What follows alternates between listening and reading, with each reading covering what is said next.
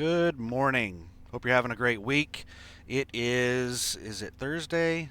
Yes, it's Thursday, January 15th, 8:09 a.m. or just turned 8:10 a.m. Central Standard Time, or I'm actually in Pacific Time Zone right now. I'm in Aurora, Oregon, just south of Portland at a TA truck stop.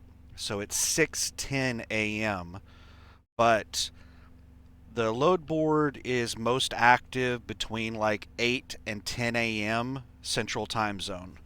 So that's when I try to do the load board videos. I usually don't even bother doing load board videos in the afternoon or um, real early in the morning or on the weekends, stuff like that. There's no point in doing load board videos during those times because there's just so little happening on the board. I apologize that it's so bright. It's just like That's just my light. It's still pitch black outside. The sun has not come up here in Portland. So there's not enough light coming in through the window or anything. I need that light on to be able to see the keyboard and stuff. So we're going to do a load board video. Let's switch over to the load board. I normally show the truck count on my load board videos to see what Landstar's fleet size is like, and it seems to have stabilized. It's 7,400 active trucks right now, which is about the same or maybe a little bit higher than the last time I checked. Man, it's getting cold in here. Let me turn the heater up one notch. I think it's like 30 degrees outside. 39 according to my phone. So let's go through here.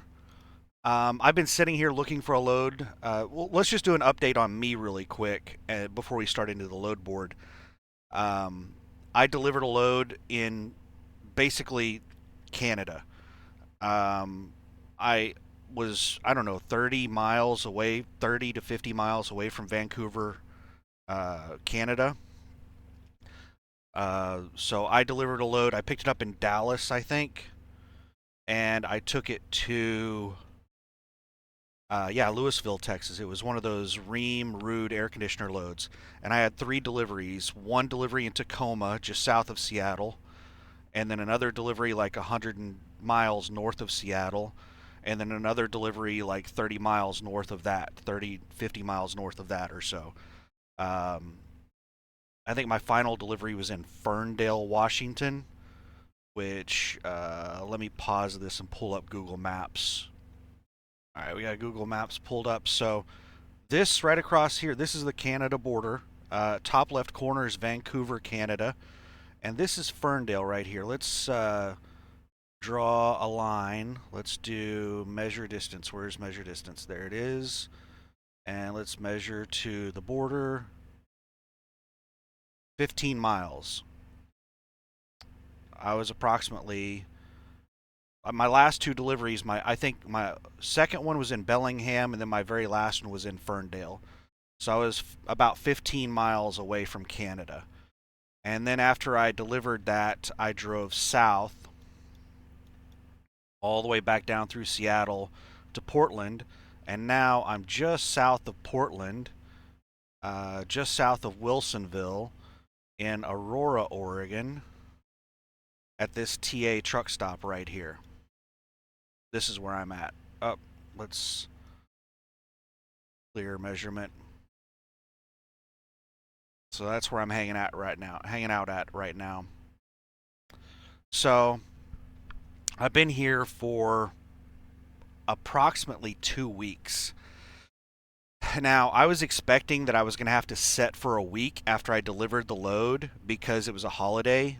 I delivered the load shortly after Christmas, and then we had New Year's, so I was expecting the load board to be really slow. And then the first quarter of the year, January is like typically the slowest freight month of the year, and the first quarter of the year, January, February, March, is usually like the slowest quarter in freight. So yeah, I was expecting it to be slow, but it's like really really bad. I've gotten almost no load alerts. The 2 weeks that I've been here, I've been averaging probably about 3 load alerts a week, 3 or 4 a week, and most of them are loads that I can't do. Let me pull up, let me do a search, and I'll talk while we're looking at those search results. So let's do trailer type. Let's select all van. Let's do specialized, needing power only, and let's select all containers. Um, do I want to go in van and deselect lift gate? There's almost no lift gate loads out there. We're just going to leave lift gates and stuff in. Max weight, let's put it at 45,000 pounds because that's anything over that is typically an overweight load, and I don't do specialized, oversized, overweight. I'm not doing 100,000 pound loads or anything like that. So that's the reason I put in a max weight. Minimum revenue. We'll come back to that in a second. Somebody wanted to search Albany, New York. So let's do Albany, New York. The New York area is extremely. Are you kidding me? Oh, that's just for Albany. I was about to say there's only 5 loads. So whenever you're doing load searches in really dense areas like New York City, the New York City area, um, if I were to do like when I'm in Portland, I do 200-mile searches. That's my search radius is like 200, 250 miles, and you're basically picking up Portland and Seattle, and then all the small towns around there. If you do a 250-mile radius search around like Philadelphia or New York City, you're going to pick up New York City, Philadelphia, Baltimore. I mean, you're going to pick up a lot of major metropolitan areas. You're going to have a tremendous amount of loads. So, whenever you're in a really dense area that has a lot of major metropolitan areas within a couple 100 miles, you probably want to shorten up your radius, um, and then expand your radius as needed. So let's start out with just loads that are in Albany. There's 5 loads in Albany. Let's just see what they are. So, Albany to Irving, Texas, 40,000 pounds of hazmat, paying $2.13 a mile. I have to explain this in every load board video that I do. All of the prices that you see on the load board are the full rate, what the customer is paying. If it's a contract customer, if it's a direct customer, then this is what the customer is actually paying for the load. Now, if this is some reposted spot market crap, you have no idea what the customer is paying. This is the rate that the Landstar agent has negotiated with the other agent on the co-brokered load. So if that broker is taking a 50% cut off the load, and then Landstar is taking their cut, you have no idea what the customer is paying. But anyway, I only get about 70% of whatever you see here. I get 65% of the line haul and 100% of the fuel surcharge. Somebody asked me in one of the recent videos, is it common to get fuel surcharge? I don't think I've ever hauled a load that did not pay fuel surcharge. And that was a question that was brought up in my orientation was the person doing the orientation said that you might run into agents that don't pay fuel surcharge, and it's up to you whether or not you haul that load. And they like kind of in a roundabout way told us that they wouldn't haul loads for somebody that wouldn't pay fuel surcharge. I don't think they were allowed to tell us not to work with agents. That's probably why they did it in a roundabout way. But yeah, I've never had. I don't even ask them typically what the fuel surcharge is, because Landstar has a chart that they publish weekly that tells the agents what the fuel surcharge rates are, and most of the agents just use that chart. Now, a couple of years ago, oh man, I'm digressing off into some other topics. A couple of years ago, there was something that started to become popular, and it was a way that um, shippers were trying to screw over uh, trucking companies by not paying fuel surcharge. There was this new type of fuel surcharge that they started coming out with, where they basically just claimed that um, uh, trucks were a lot more fuel efficient than the normal fuel surcharge rates were depicting, and all kinds of other excuses. But it was basically an alternate version of fuel surcharge where they used a different formula where they basically paid no fuel surcharge. Instead of paying, 40, 50 cents a mile fuel surcharge, they were paying like 10 or 15 cents a mile fuel surcharge. And shippers loved that crap. Oh, great, I don't have to pay any fuel surcharge. Um, I haven't really seen that much in the last couple of years. That was really popular back when freight was at like an all time high, and shippers were just trying to find any way they could to screw over the trucking companies. Well, they're always doing that, but yeah, that used to be something that you had to worry about was they were using that alternate fuel surcharge calculation. Um, I'm not even sure if anybody uses that anymore, but like honestly, I don't even ask them what the fuel surcharge is. If they send me over the freight bill and I look at it and the fuel surcharge is ridiculous, then I'll call them up and be like, "Hey, this is stupid. Um, Either give me real fuel surcharge or take this load off of me." I don't even talk to them about fuel surcharge when I'm booking the load. But yeah, fuel surcharge is just it's normal. At Landstar, like you just get fuel surcharge. And it varies based off the region that you're driving in. Landstar has fuel surcharge rates for, various parts of the country because fuel prices vary widely or wildly uh, based on off of where you're at, where you're driving, where you're getting fuel. But yeah, these loads, all these loads suck. This one that looks like it's good, that's paying $5.90 a mile, it's only a 156-mile load. That's terrible. If you're getting 70% of that load, 70% of $920 is what, like $660 or something like that. Not worth your time. You're probably going to have to drive. This is in Brooklyn, New York. The toll charges to drive around on bridges and stuff like that is probably like $100 or $200. All of these loads are absolutely garbage. These are so bad. These are ridiculously bad loads. Yeah, these are horrendous loads. All right, so let's edit the search and let's expand the radius. Let's not go too big because this is a really densely populated area. Let's go 150 miles. Oh, 2,300 loads. Yeah, this is a really densely populated area. Let's go 100 miles, 580 loads. We're going to have to add in some filters. Let's get rid of the really, really trash loads. So $2.50 a mile. No, that's the revenue. Let's do the rate per mile. Right now we're at 580 loads. Let's do $2.50 a mile. That got rid of half the loads. $2.50 a mile is roughly the break even for most owner operators because 70% of that's around $1.75 a mile.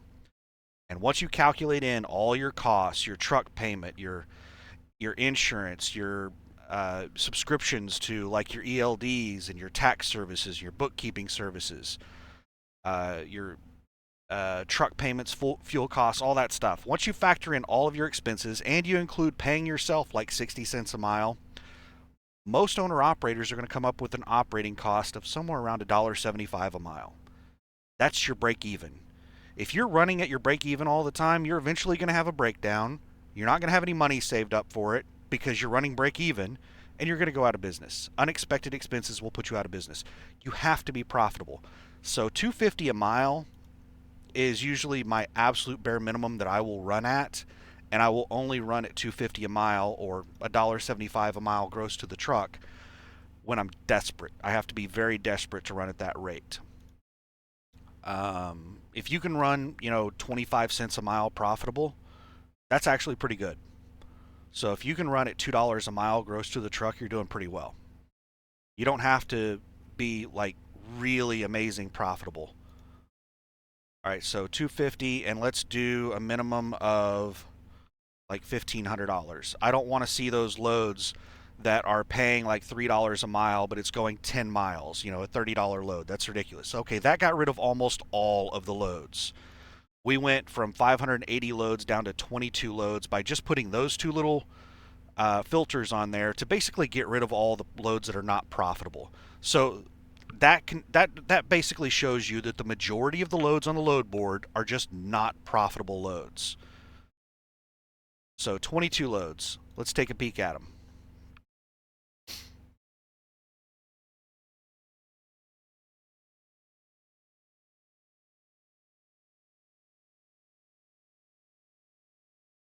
All right, I'm just going to scroll through these, just skimming them, just cursory looking over them. It's a bunch of hot garbage. Like, these loads are really bad. This one doesn't look too bad. Latham, New York to Raleigh, North Carolina, 632 miles, paying 346 a mile, 25,000 pounds of consumer goods or appliances. That doesn't look too bad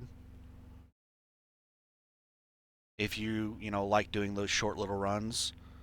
Let's sort by revenue. Whoever the genius was that put this load board together, they have it sorting by the agency code, which is like, why would you do that? That doesn't make any sense. Every load board auto sorts by total amount of pay, total revenue, but not this Landstar load board. And somebody posted in the comments asking me to show them how do you access this load board, because Landstar has two different load boards. They have the old load board, and then they have this one. This is their new load board that's still in beta. And every time I've gone down to Landstar for any kind of orientation or training, they always tell us use the new one that's in beta because the old load board has a huge delay. They said the new load board, the one we're looking at right now, uploads instantly. Whenever agents put in load information, it just goes straight. Agents are able to put loads directly on this load board. Whereas whenever they put loads on the old load board, it has to go through a process where someone like manually puts the load in. That's the way they explained it to me. And they said that there's a delay of, a couple of minutes or more. There could be up to like a 10 or 15-minute delay for a load to show on the old load board versus the new load board. I don't know how true that is. And based off of what I've seen, I think that's complete BS. I don't think that's true. The trainer that told my class that, it was in a carbs class that was like a Landstar makes you go through not carbs class. What do they call it? Cabs class.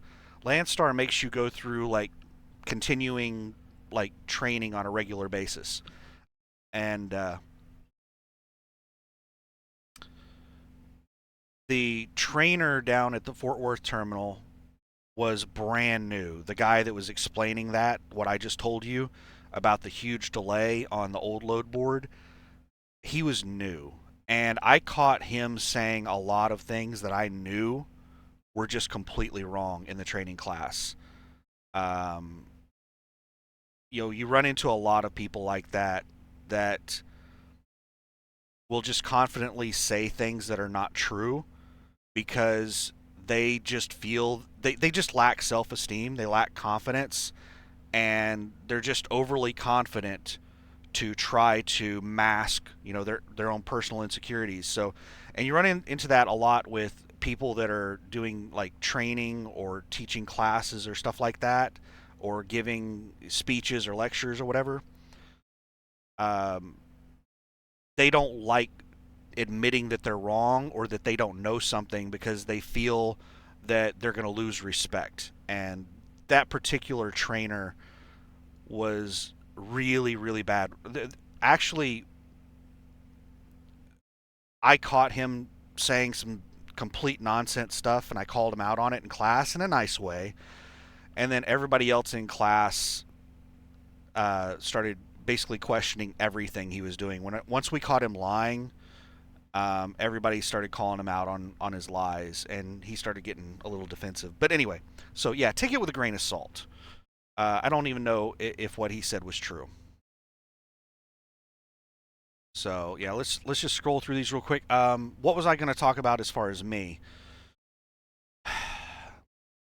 The majority of the loads that have been posted, I think there's only been like 2 or 3 loads that I could actually haul.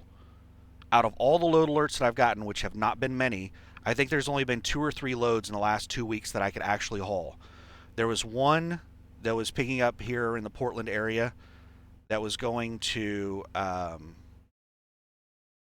North Carolina, and it was paying really close to the minimum of like 250 a mile, like $1.75 a mile gross to the truck, and I just wasn't desperate enough to haul that load. So I didn't book it, and it was only on the load board for a couple of minutes, and somebody else booked it. But I didn't want that load. I wasn't that desperate at the time. I may reach that level of desperation to where I'm willing to run a load at a loss to get out of here, just to get out of this area. We'll have to wait and see.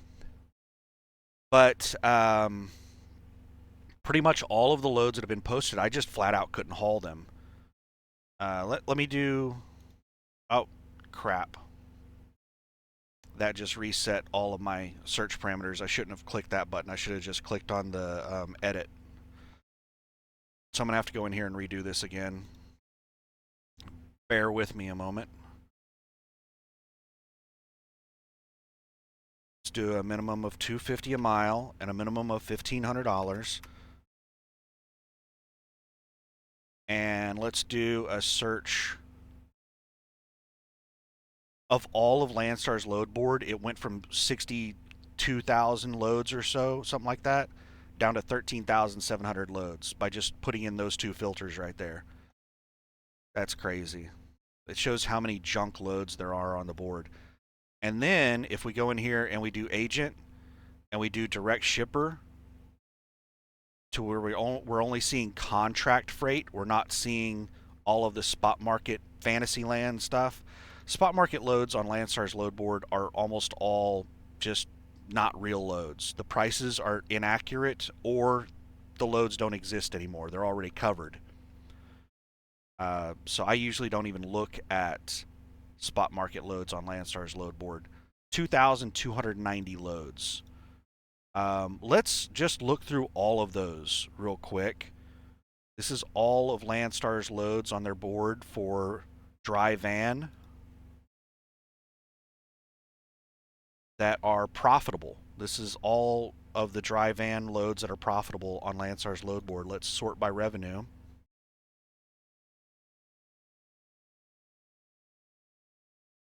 And I'll just scroll through these while I'm talking about what's going on with me. 2,300 loads. I don't even know if this load board will allow me to scroll through that many loads, but I'm just going to try to scroll through here. We already got a van with lift gate. VNLG, if you see one of those, that means it's a specialized load. You need a lift gate. And usually if you need a lift gate, you also need like a lot of straps and blankets, and it's usually not just a lift gate. Those are usually really specialized loads. So I'm just going to scroll through here, and you can pause and look at the details of loads if you want to. So to give you an example of the loads that I'm getting on load alerts that I can't haul, I tried to book a Google load that was picking up in Gresham, Oregon, basically the east side of Portland, and it was going to, I think it was going to Bialia, Mississippi. I can't remember. It wasn't paying great. It was paying like $260 a mile. But that's a decent load for this area, so I called and tried to book the load, and they sat there and talked amongst each other about the load. They didn't put me on mute, but I couldn't make out everything that they were saying. They were talking about how the load was posted, and then the driver that booked it canceled, and then they were reposting it, and they couldn't get anybody to take the load, so they had to reschedule it for a later day. Basically, what happened was that load was posted and it picked up. Like, I finished my delivery Tuesday afternoon, and that load picked up at some point like Tuesday at 2 or 3 o'clock in the afternoon. I couldn't make the pickup appointment. Somebody else booked the load, and the load disappeared off the board. Well, then the next day, they reposted the load back onto the load board, and it didn't pick up until Friday. And I was like, awesome, I can haul that load now. I can make the pickup appointment. So I called them and tried to book it. And then, they're sitting there talking back and forth for like 30 seconds. And then they came back to me and they said, "Are you a team?" And I said, "No." And they said, we need a team on this load. And I said, "All right, thanks, bye." And hung up. And then they reposted the load with the team flag. Initially, when they posted it, it didn't say that it needed a team, but they did repost the load. I checked and made sure. Um, and they reposted the load with a team requirement on it. And it ended up sitting there and not getting covered. Nobody took the load. Like, you're putting a team load up for what's not even good solo driver money. That's terrible. But that was one of the loads I tried to book. Um, the other loads that they've been posting are loads that go through California. And if you haven't been following the channel, I am not legal to drive in California. California is a radical left state. It's run by the cult of the left. And I just am tired of dealing with their crap. And they have a new carb compliance requirement, which I'm quite certain is illegal, but they're just not doing anything about it because states are not allowed to do anything that impedes interstate commerce.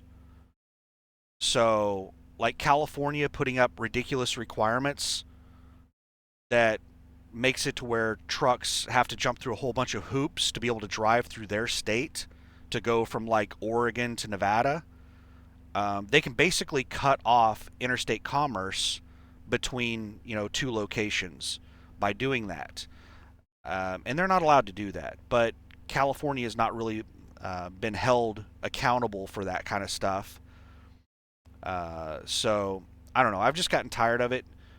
And I did try to get California legal with their new carb compliance, but I have an error on my exhaust system that doesn't show up on my dash, so it's not a critical error, but it does show up when you hook a computer up to it. You have to hook a computer up to it to be able to see the error. And that's part of the new carb compliance testing, is that you have to have a mechanic hook a computer up to your equipment um, and pull all of your errors. And if you have any errors related to the fuel system or the exhaust system, or I'm not sure what all other systems, then you fail the carb compliance check and you can't get a permit to drive in California. So I failed my carb permit because of those errors that I did not know I had. And I'm not going to go spend $3,000 or $4,000 replacing nitrous oxide sensors, NOx sensors on the exhaust system just so that I can drive in California. The loads that I've been getting load alerts on that go through California, that have deliveries in California, they've been those window loads that have like 30 deliveries, and they'll have I have the reason I'm getting load alerts on California because I have California excluded as a destination on my load alerts because I can't drive in California. But the reason I'm getting load alerts on these loads that go through California is because they're these windows loads with 30 stops where there's like 15 stops in California and the final stop is in Phoenix, Arizona. So the final stop is not in California. So, yeah, I'm getting alerts on those loads that I cannot haul because I can't drive through California.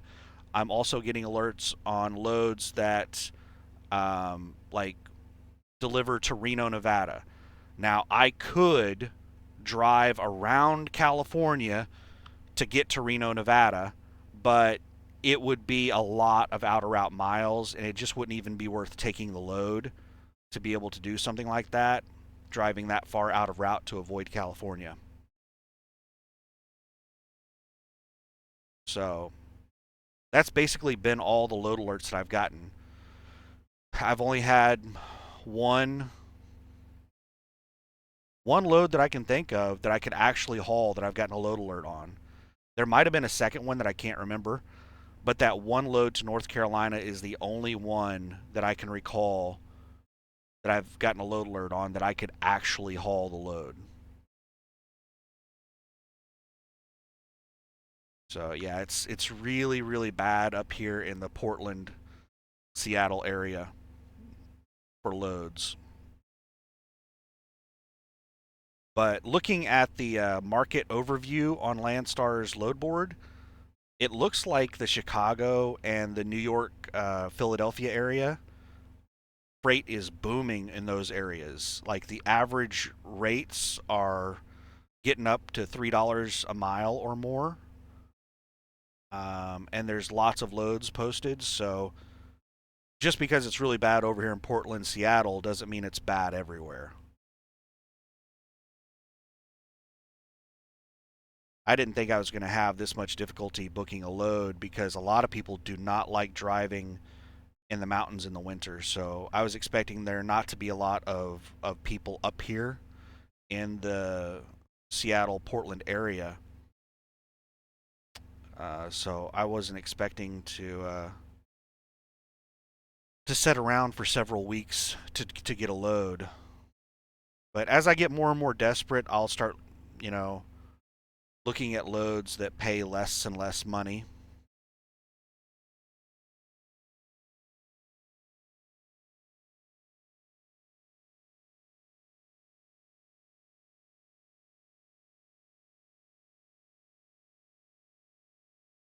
I was just about to say, why did I not get a load alert on this load? This Grants Pass, Oregon to Salt Lake City, Utah.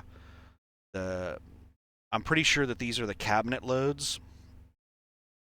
It's the $3.12 a mile. That's over my $250 a mile, and I have a minimum of $3,000 on my load alerts, and this one's 3,800. So this is not a very good load, but I still should have gotten a load alert on it, and I know why I did not get a load alert on it. Grants Pass, Oregon is really close to the California border. It's like 300 to like 300 miles south of me, so it's well outside the 200 to 250 mile range that I'm searching in. That's the reason. And with Grants Pass, in order for me to haul that load, since I can't drive through California, I would have to drive back north through Oregon across Idaho to get to Salt Lake, or find some way to cut across. Um, because normally the way you'd haul that load is you would take either 395 or I-80 and go through Reno, Nevada to Salt Lake. It's pretty direct. But I would have to do so many extra miles to avoid California that that load would not be worth running.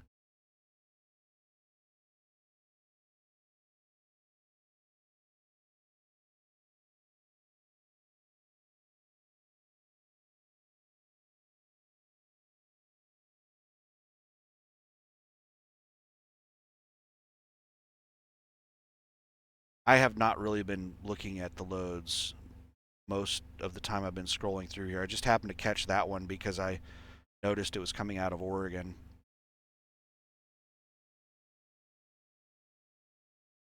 But yeah, Grants Pass, Oregon is quite a ways away from me.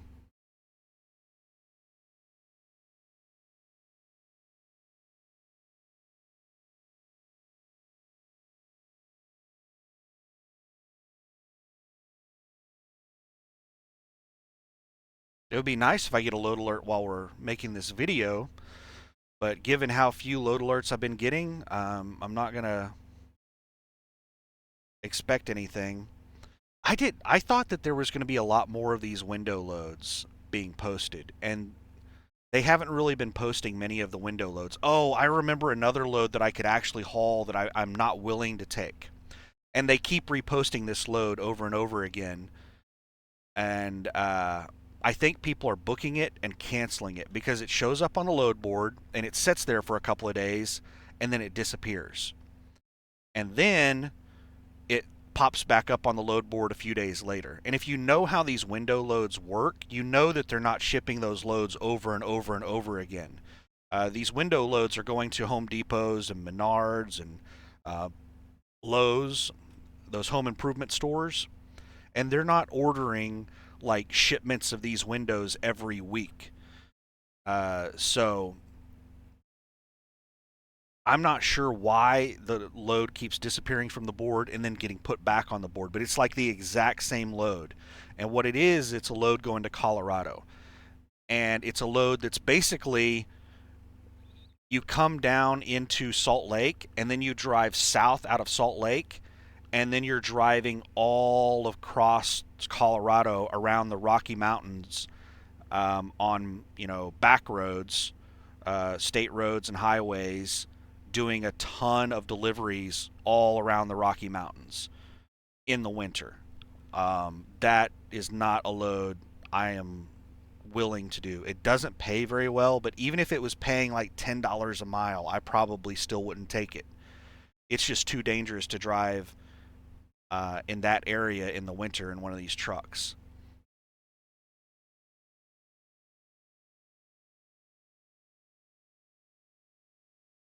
Are we getting toward the bottom of the list? Did we? This load board has an issue of whenever you're scrolling, it'll just skip back up. So I'm not sure. Oh, we were really close to the bottom, and then it refreshed and moved the scroll bar up much higher. I don't know if we're going to be able to make it all the way through 2,300 loads. That's a long list. We're still at only $3,100. And what was the minimum I put on this search? $1,500. So yeah, we've got a long ways to go. We're like halfway through.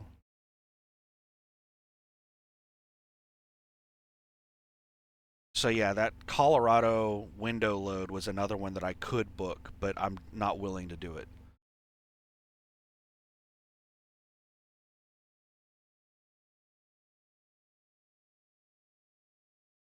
I would rather haul a load at a loss than haul a profitable load that's backroading in the Colorado Rockies in the winter.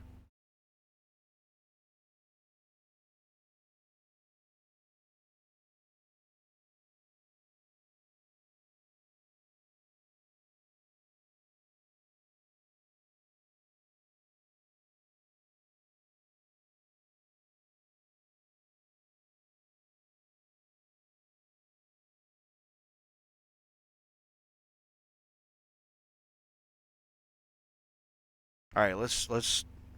All right, we're at what 2,800. We've still got a long ways to go. If I had to guess, I would say we're like I don't know, 50 to 60% through the list. Let me try see if there's max weight hazmat, New Lenox, Illinois to High Point, North Carolina.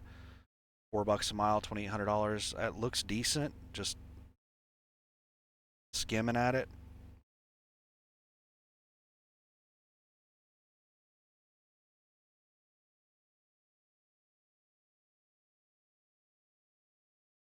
With the freight market as bad as it is, usually whenever you have these loads that look decent, like it's paying over $3 a mile and it's over 1,000 miles. Usually there's something with the load, like it's max weight, it's hazmat, it's got extra stops on it, stuff like that. Um, there's usually a pretty good reason why the load is paying decent.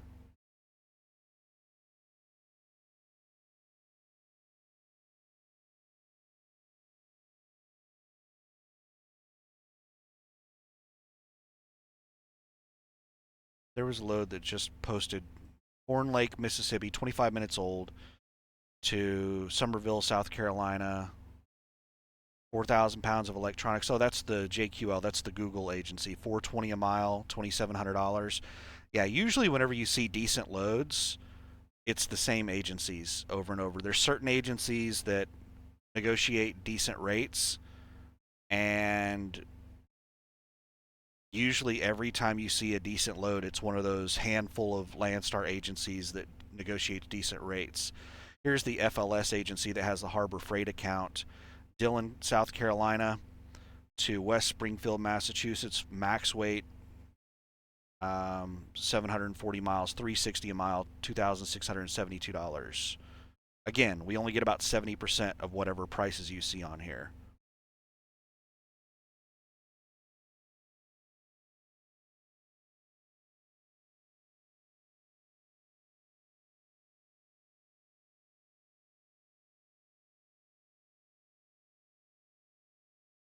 Grand Prairie to Grand Prairie. Grand Prairie is Dallas, Texas. 35,000 pounds of machine, one extra stop, so a round trip load for 258 a mile, 2,600 bucks. I want to click on the load, but I'll lose my place in the list. Maybe we'll search for that again. How old is that load? Oh, it's been sitting on the load board for over a day. If that were a decent load, it wouldn't be there. So that's a crap load.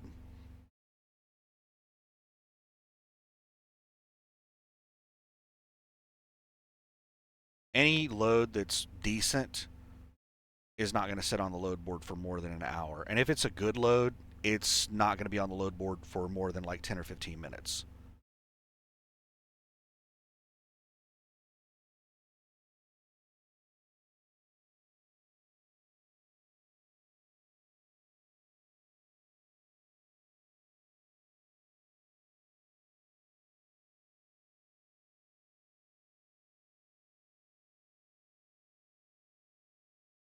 We're only down to $2,500. We've got to go all the way down to $1,500. I don't know if I'm going to scroll through the whole list. 2,300 loads is a lot of loads to scroll through.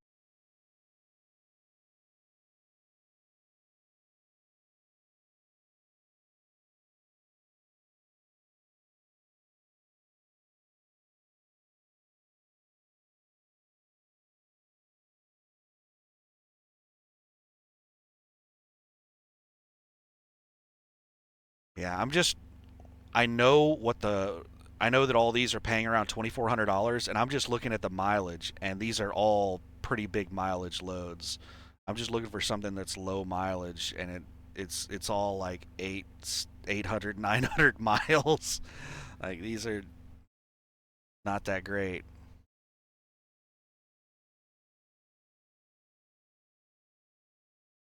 But every one of these loads should be profitable.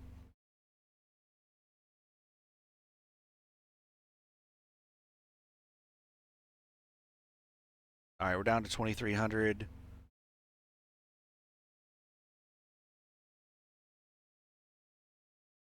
You know what? Let me look at something real quick. Let me look at fuel prices, and we'll talk about fuel prices.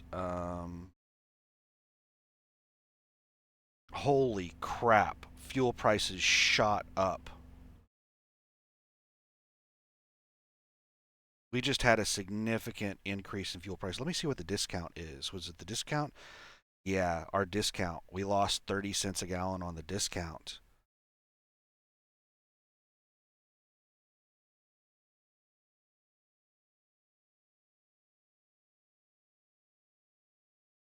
So the pump price hasn't really changed much.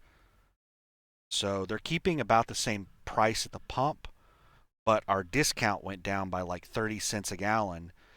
And I they don't let us see what the actual contracts are with TA Petro, Pilot Flying J, all these places, the contracts that Landstar negotiates, but I'll keep scrolling through this while I talk about this.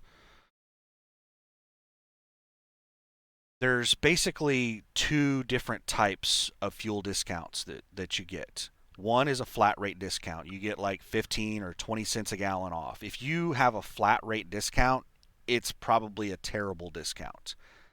Um, the other type of discount is known as a variable rate discount because it varies from place to place. You have to have a list or an app or something so that you can look at your discounts and your prices at every single place. Because, like, there could be two TAs 20 miles apart, or maybe even across the street from each other. There might be a TA on one side of the street and a Petro on the other side of the street, and your price between the two of them could be $1 a gallon difference. Like at one of them, you get no discount, and the other one, you get $1 a gallon discount. That's the kind of stuff you deal with these variable rate discounts.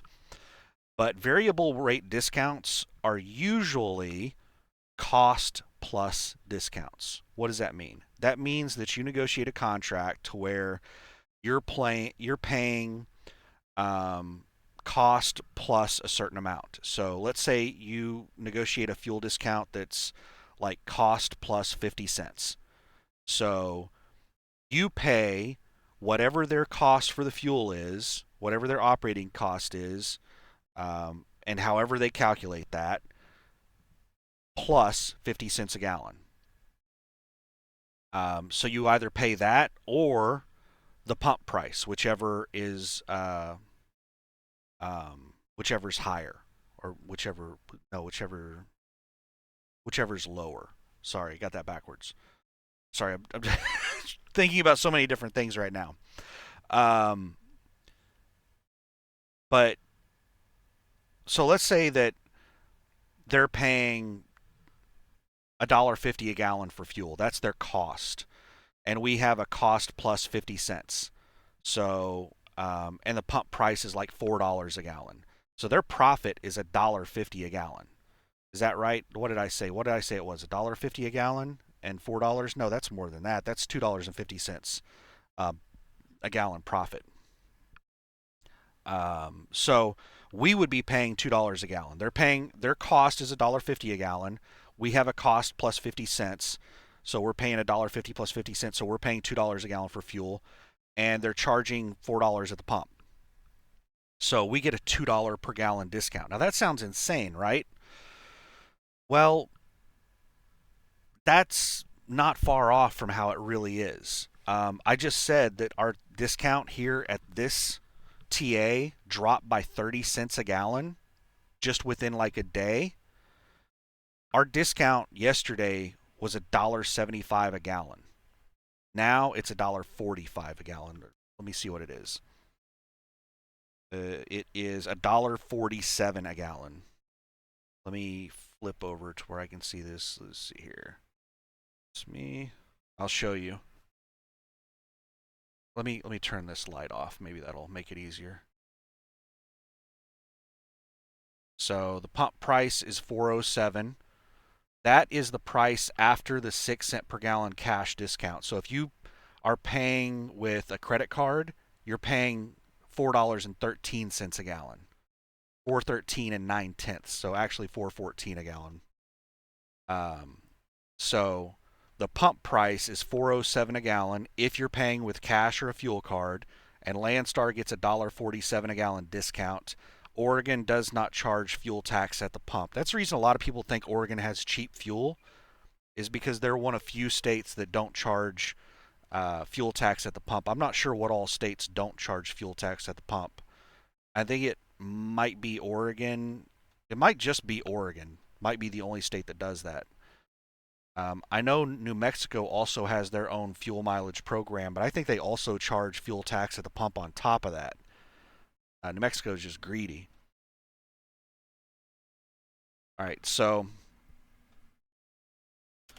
yeah, whenever I say that, like, these truck stops are making money hand over fist on fuel. Like, their markup on fuel is insane. They're giving us $1.50 a gallon. Yesterday it was $1.75 a gallon discount, and they're still profitable, giving us almost a $2 a gallon discount.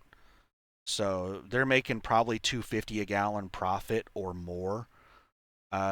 Fuel prices should not be as high as they are right now. For fuel prices to be as high as they are right now, with as profitable as these companies are, that means that there's no competition in the market. This level of profitability at these fuel stations means that there is a lack of competition. We have either monopolies or collusion or both. And monopolies and collusion, price fixing, is illegal in the United States. But that has to be taking place for these truck stops to be charging as much as they are for fuel. There has to be some type of price fixing happening for them to be this profitable.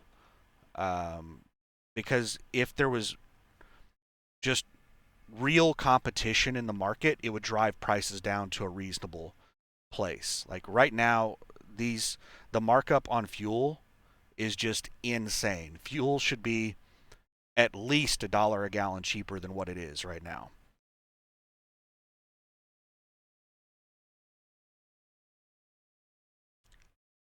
But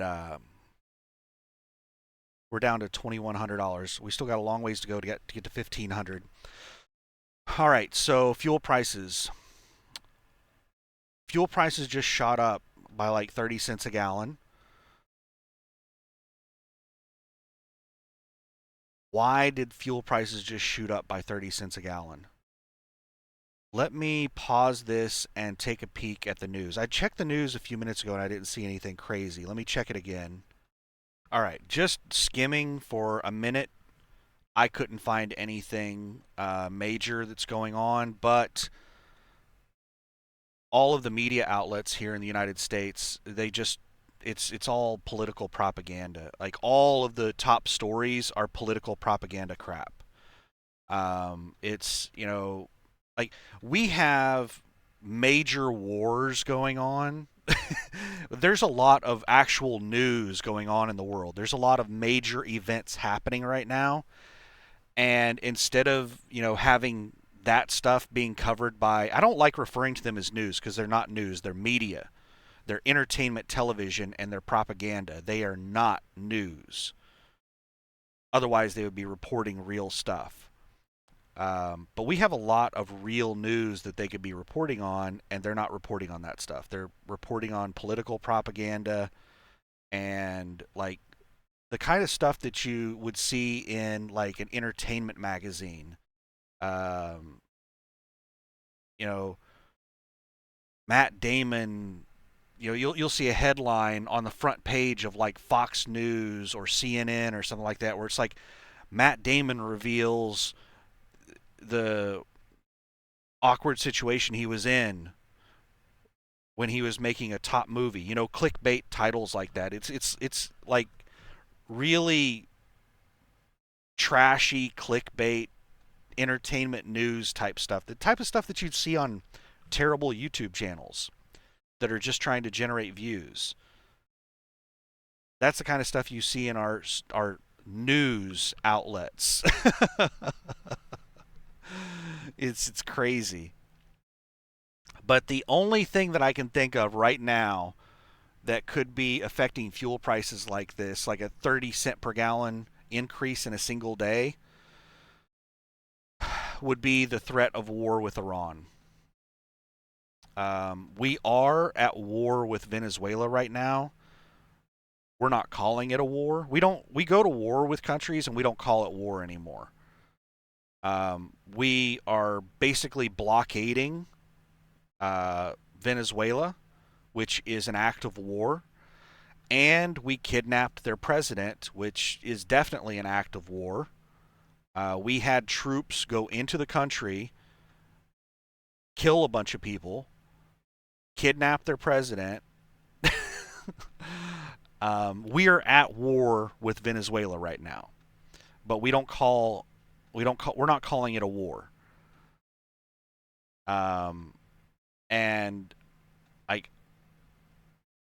I just I don't want to get off into a politics rant. Um, but I think that's an extreme abuse of power for the president to invade a country, to blockade a country, and to like kidnap the president of a country and to send our troops into a country and kill a bunch of people. It's not just this president. Like that's just commonplace. It's not a Republican issue, it's not a Democrat issue.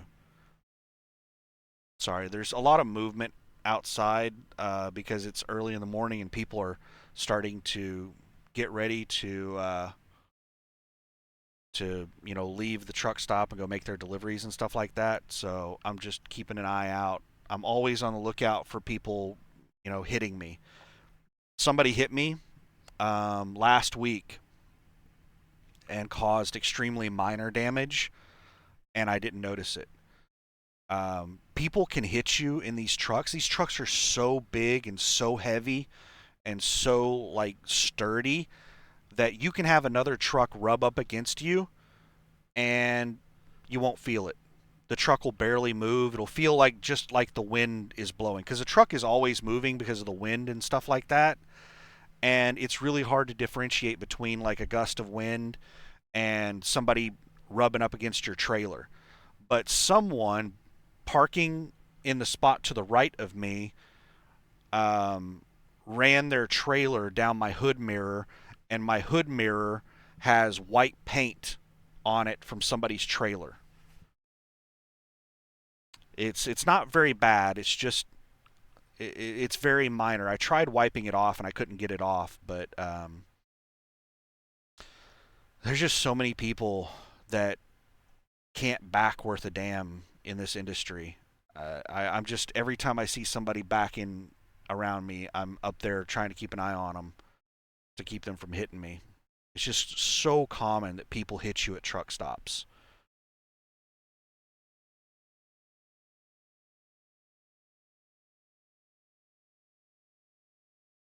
Anyway, what were we talking about?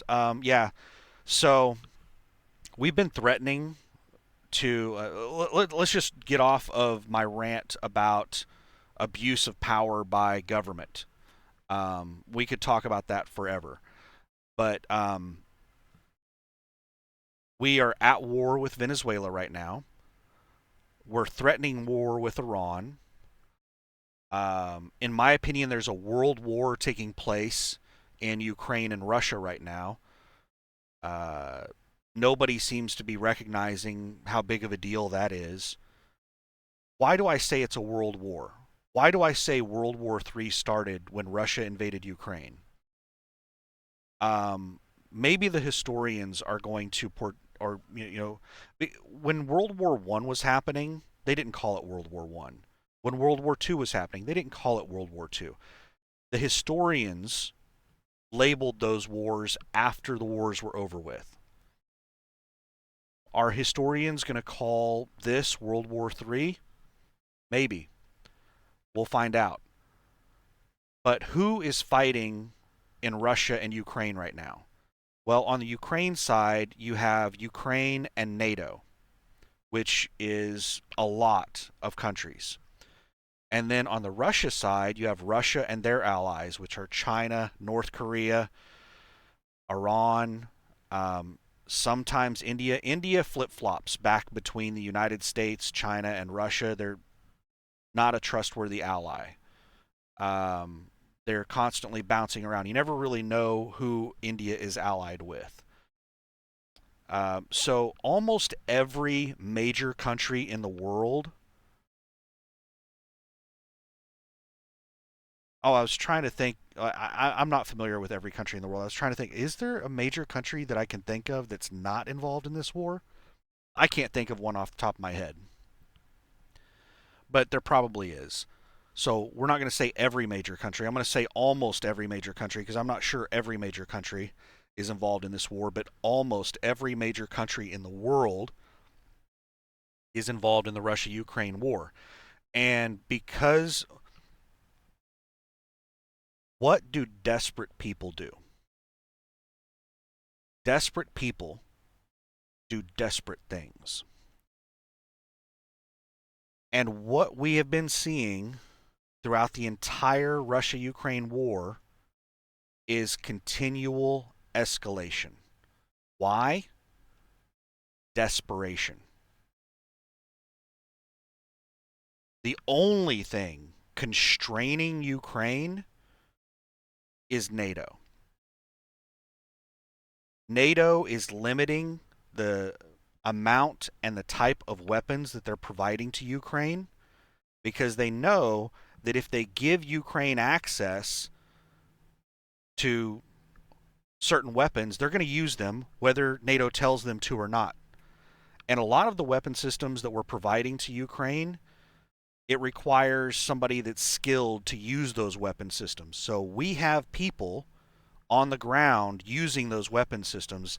Now, our government will not admit to that, but if you go and you listen to these podcasts from people who are actually, familiar with our military and our weapon systems, they know how they function, it's apparently, like, I've never been in the military, so I'm not going to, sit here and claim to know something I don't. We're getting close to the 1500 finally. But I have listened to a lot of these podcasts from people who know a lot more about the military than I do, and I've heard several of them say that a lot of these weapon systems that we're deploying into Ukraine, you have to have someone skilled, someone knowledgeable, someone trained on that weapon system to be able to use it. It's not something that you just simply hand over to somebody and they can just use it. Um, and a lot of these weapon systems have things that we will not provide to other countries. We will not, give them the information on how to do the stuff. So um, we are actively involved in the war, even though our government does not admit that we have U.S. soldiers in Ukraine and that they're actively involved in the battles and targeting and stuff like that. But yeah, out of desperation, it just keeps escalating. Um, what are some of the escalations? Well, for a long time, both sides were avoiding infrastructure. That has ended. They have started targeting infrastructure. Not only have they stopped not avoiding infrastructure, they've started explicitly targeting infrastructure. Ukraine has been doing a lot of bombing on.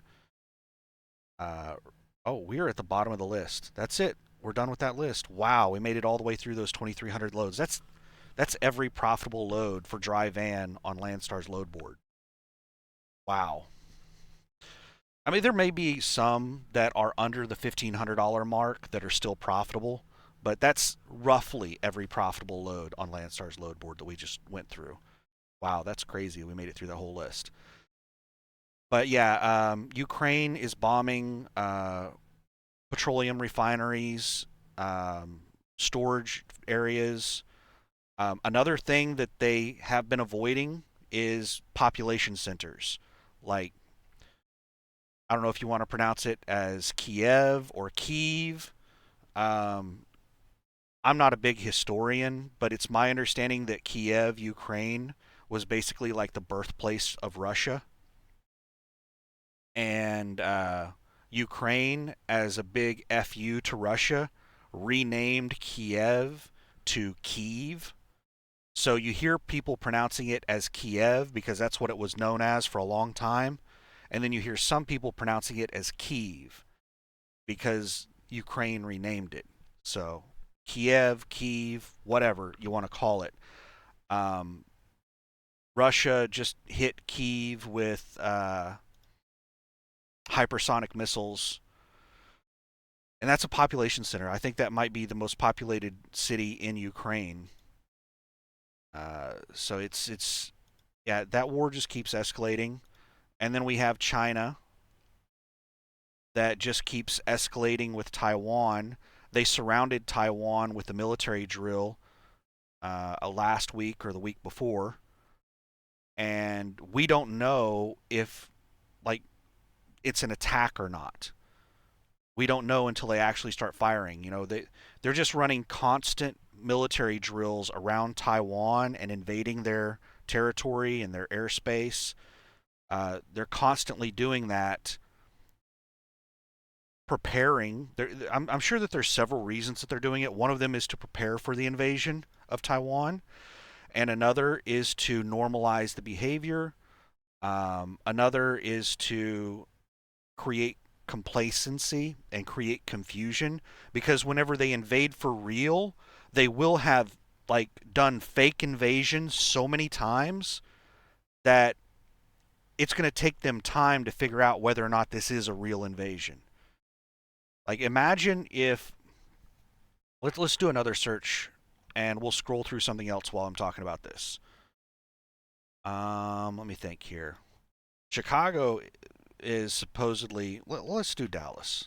Let's do Dallas. Am I really gonna have to put in a state? Let's do 150 miles around Dallas. 141 loads. So we're basically going to see the same loads that we just scrolled through, but look at them again. Let's sort by revenue. All right, we'll scroll through these. What is it? 141 loads. So, what was I saying? Oh, yeah, I was going to use an example. So, let's say that out of the blue, China just started like a fleet of Chinese military vessels, like 100 Chinese military vessels started going straight to the west coast of the United States. Like we track everything that they're doing all the time. As soon as they started heading to the United States, even when they started building up, we would start trying to figure out what they're doing. And then as soon as we saw where they were headed, like we would start reacting. But what if China did that like every week for 5 years? They would get a fleet of ships, 100 ships, military vessels, and they would take them from China all the way over to right next to the United States. And then they would just go up and down the coastline and then go back. And they would just do that every week. Well, the first time they did that, or the first few times they did that, we would get into a posture, a military posture, to defend against that. But as it went on, as it became normalized, we would become complacent. And then eventually, it would get to the point where we're not really doing a whole lot of preparation whenever they do this. We're not getting planes in the air and all of our refuelers in the air and everything, because that costs a lot of money, a lot of resources. So then, whenever we let our guard down, that's whenever it's no longer fake, it's real. And that seems to be what they're doing with Taiwan. And they have a plan that's not a secret. Like they've been like blatantly telling everybody that they're going to take Taiwan back. And I think their initial timeline was 2035. And Xi Jinping, however you pronounce his name, uh, what is this?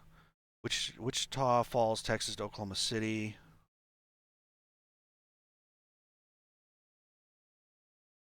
I just want to take a look at this load. Oh, great. Let me pause this while I log back in. All right, we're back with this janky load board. Okay, there are no comments, no additional information. Hazardous cargo charge. Was this listed as hazmat? No, it's not listed as hazmat, but they have a hazardous cargo accessorial pay on here. Now, this is something that I've given them feedback on several times. Like right here, you have this little email button where you can click on this and email the people behind, this load board, and you can give them feedback, report bugs or whatever. And oh, actually no, I'm sorry. This email button does not do that. What this email button does is it emails this load information to you. If I click that email button, all this information will be emailed to me. There's another email button for giving feedback and reporting bugs. But I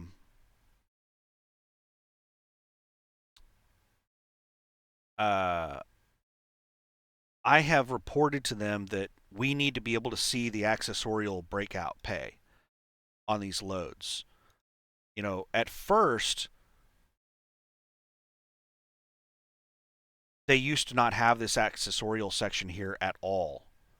They added that in, but it still doesn't show prices or anything. And we need to be able to see all that stuff because, like, we don't know how much we're getting paid without that information. So I have to go look at the old load board to get that information. So that information is there. They're just not displaying it because you can see it on the old load board.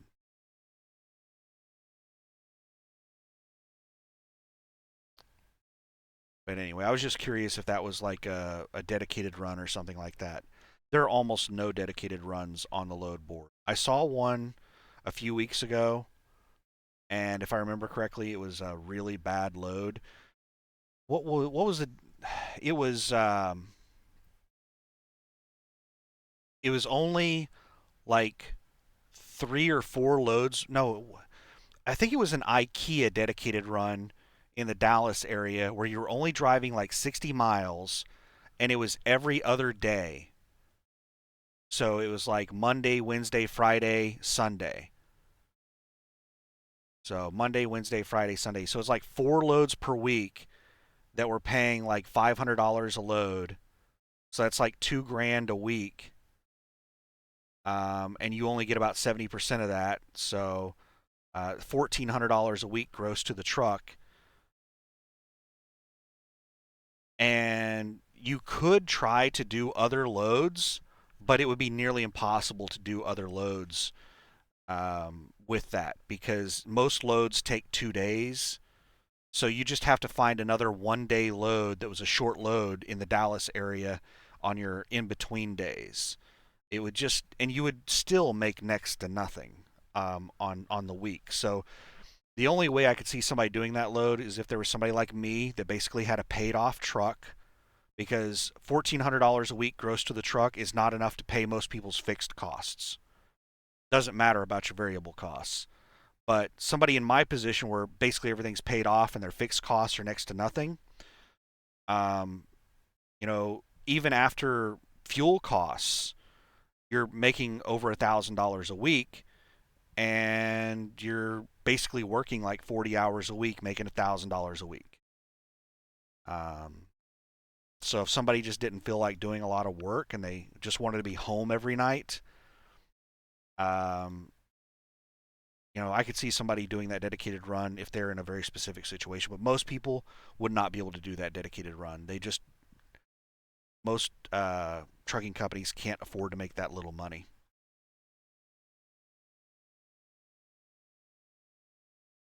But there are a lot of people out there that will go out of business just to run a dedicated. Like they'll run a dedicated that's actually losing them money just so that they can be on a dedicated run. Back when I did the Walmart dedicated, everybody I talked with was not making much of any money on the Walmart account, and everyone I talked with said that agent on the Walmart account, Lee, whatever his name is, I forget now. Um, like he screwed me over and did not pay me according to the contract, and everybody I talked to that's run that account has told me that they had the exact same experience with him, where he didn't pay them what the contract stated. He ended up paying them less, so he's screwing over a lot of people. But there are people still running that account because they're so desperate for a dedicated run. I remember one guy that I talked to at a terminal, and I think it was I'd already made the decision I wasn't going to run the account anymore, and I was talking to him about like, this account is not profitable, and he was like, yeah, but it it's consistent, and that's what I need right now. This guy looked like I wish knew how to describe. Like he had this look of like desperation whenever he was telling me that, like he was on the verge of going out of business, and this was keeping him in business. That dedicated Walmart account. So he was just willing to put up with whatever crap they were doing to him just so that he could stay in business. That's a bad place to be. Having your business in that state to where you just have to, you're at the mercy of everybody else. And in business, people are not merciful. They will take advantage of you.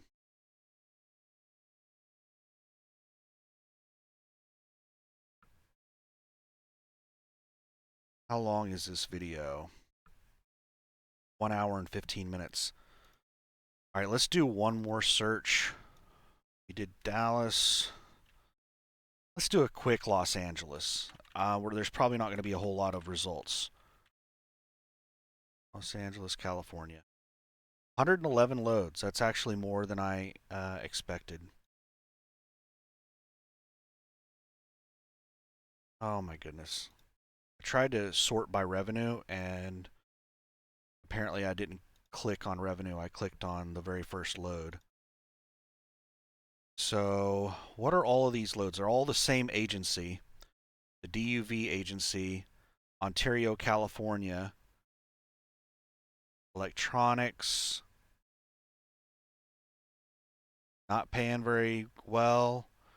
They're huge mileage runs that are paying 269, around 270 a mile. And they have extra stops on them, 4 extra stops. So whenever it says 4 stops, those are extra stops. So you have your final and then 4 others. So it's 5 total deliveries on something that has 4 extra stops. So without that extra stop pay, this would probably be paying under 250 a mile. So these are not very good loads. Let's see if there's any information to give me, like, what contract is this? Nothing.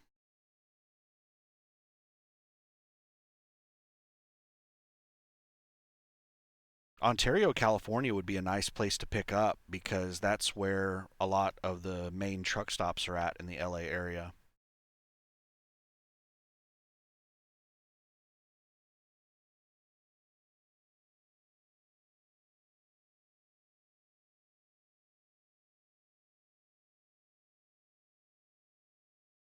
Long Beach to Rushville, Indiana. 2,100 miles, paying $3 a mile. So that's 210 a mile gross to the truck at 70%. That's not bad. 36,000 pounds. It's a little heavy, but not too bad.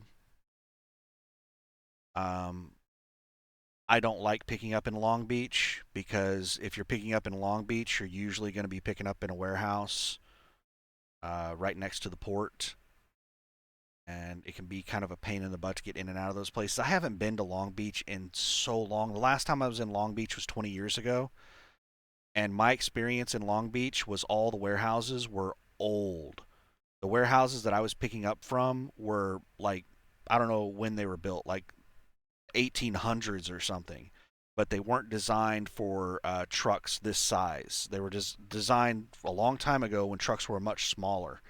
So it was a real pain in the butt to get in and out of Long Beach back then. And I've avoided Long Beach ever since then. So maybe those warehouses don't exist anymore. Maybe they replaced them all, and it's a lot easier to get in and out of Long Beach these days. I have no idea. Yeah, all of these loads up here. These are this entire um, everything on here except this very last load, Otay Mesa to Roanoke, are all the DUV agency.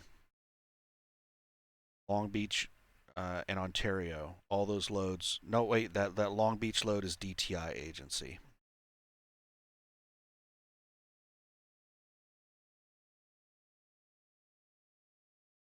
So a lot of these loads are decent. They're not terrible loads. They're not good loads. They're not bad loads. They're just decent.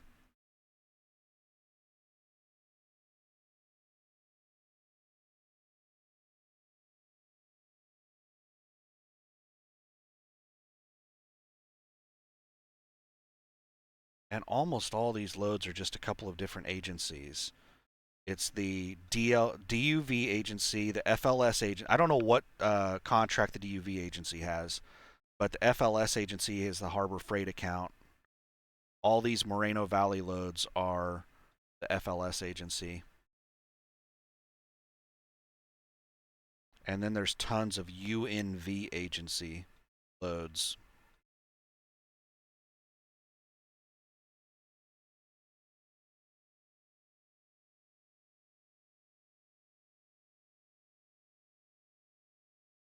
I said that I was going to finish talking about something, and I completely forgot what I was talking about. Um, I think I finished saying what I was going to say. It was the analogy for China. And I don't think I finished talking about what I was saying earlier on the person that was asking about how to access this load board. It's the very last, for me, on the main page, on your main Landstar page where it has all the tiles, it's the very last tile for me. And it's capacity portal beta. Now, maybe they're not giving everyone access to it anymore. Maybe Um, there was a period of time where they were giving everyone access and then they stopped giving everyone access. Who knows? Maybe the new people don't have access to this beta load board, but it should be one of your tiles on that main page. And if you don't have the tile, then you can probably call the driver, whatever they're called, people, um, and tell them that you don't have that, and they can probably just go into your account and like check mark something. They may not even be unintentionally, it may be unintentional that you don't have access. Maybe whoever did the profile for new accounts forgot to check that mark, put that check mark in to give access to that tile or something. So if you don't have access to this load board, you could just send an email or call the driver advocates or whatever they're called at the terminal, and they can probably get you access to it. But it should be one of the tiles on the main page, and it'll say Capacity Portal Beta. Let me pause this and see if there's any personal information on that page, and I might just show you that page, but let me check first. All right, it does not look like there's any personal information on this page, so we'll take a peek at it. But this is the main page where you should go whenever you log into Landstar Online, landstaronline.com. This is the main landing page, and it has a whole bunch of things that you can go into. And down here at the very bottom, my very last tile is this capacity preview, Landstar Online Beta. That is the new load board. Can you access the old load board? Search available loads right here. This one, search available loads, is the old load board. And then capacity preview, Landstar Online Beta down here at the very bottom. That is the new load board.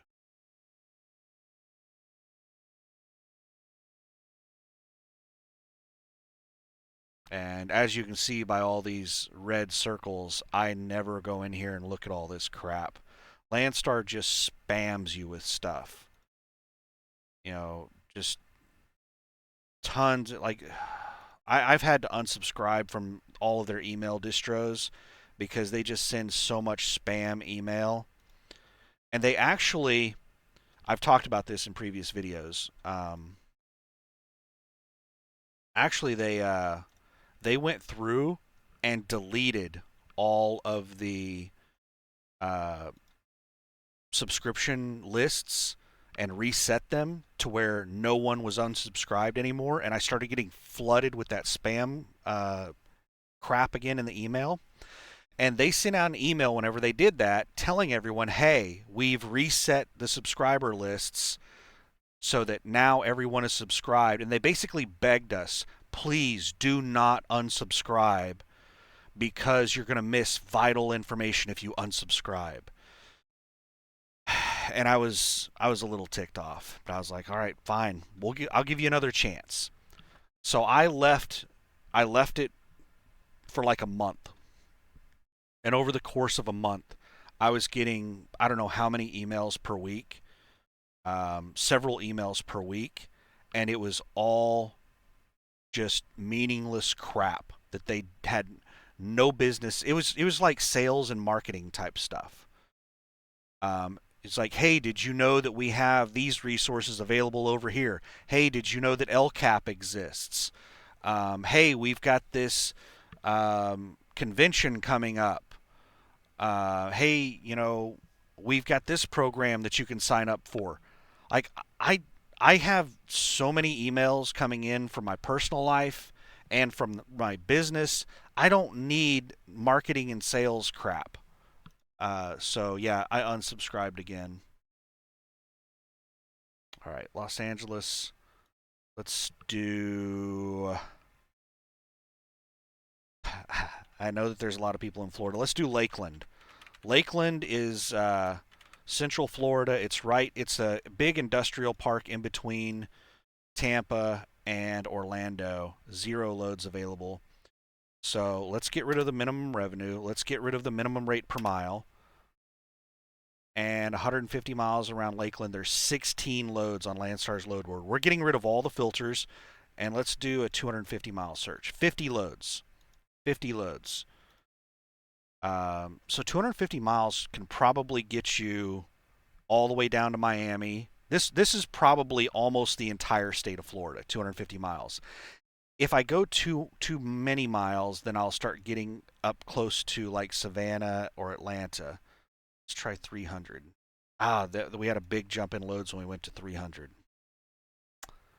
Let's do 250 and see if we see Miami on here in Jacksonville. Yeah, we've got Jacksonville, which is on the northern border. And is Miami in here?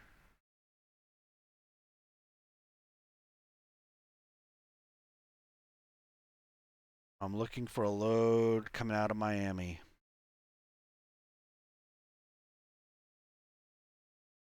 Is Miami really that far south? I'm not seeing a single load coming out of Miami. So let's edit the search and let's bump it up to 300.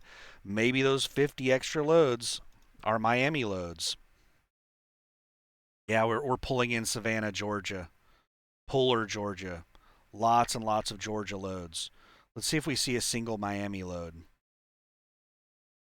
Scroll this down a little bit so you can see more of it.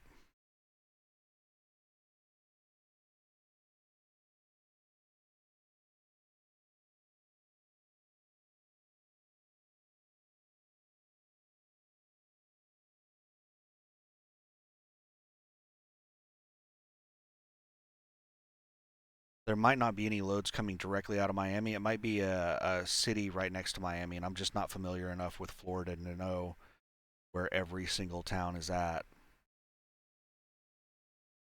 So yeah, it doesn't look like we have a single load coming out of Miami on here. But you can pause and look at that if you're interested in Florida loads. All right, let's do one last search. Chicago. We're not doing 300 miles. There's too many. Like 300 miles is going to get probably all the way out to Detroit, Milwaukee, Green Bay. Might even get Cleveland, Ohio.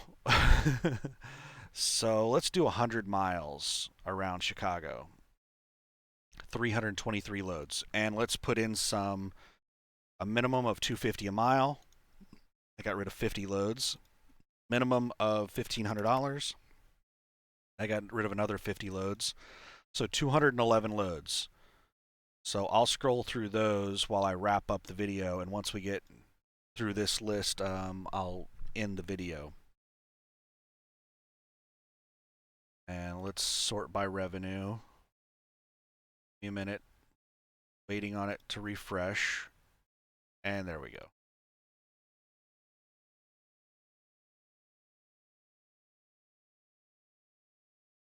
Now we'll just scroll through these. I'm not really going to look at them. I'm not going to comment on them unless one really catches my eye. But you can pause and look at them if you want. Again, the rates that you see on here are full rates. You only get about 70% of whatever you see. So $3 a mile, 70% of that's 210 a mile.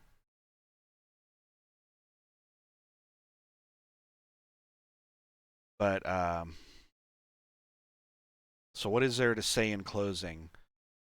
Haven't gotten a single load alert yet today, which has been the norm out here. I hope I don't have to hit a level of desperation where I end up running dollar a mile freight to get out of here.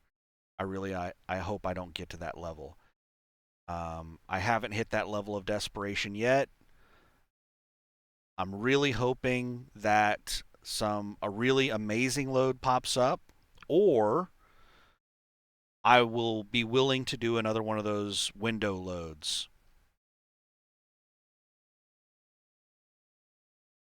There have been almost no window loads. The only window loads they've really been posting have been going to California, which I can't go to, and that same load that they keep reposting over and over and over again that's doing a whole bunch of deliveries in the Colorado Rockies. And I am not doing that load, especially for the tiny amount of money that they're paying for it.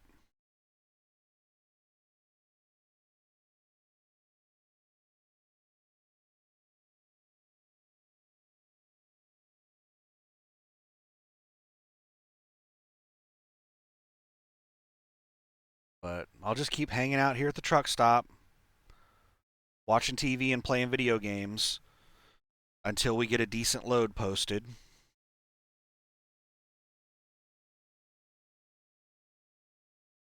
And this will probably be my last video that I do until I book a load. Once I book a load, then I'll start documenting the journey of that load.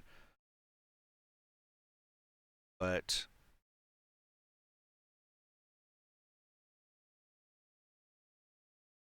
hopefully we get a decent load to come out of here. I hope I don't have to get desperate and book some nonsense.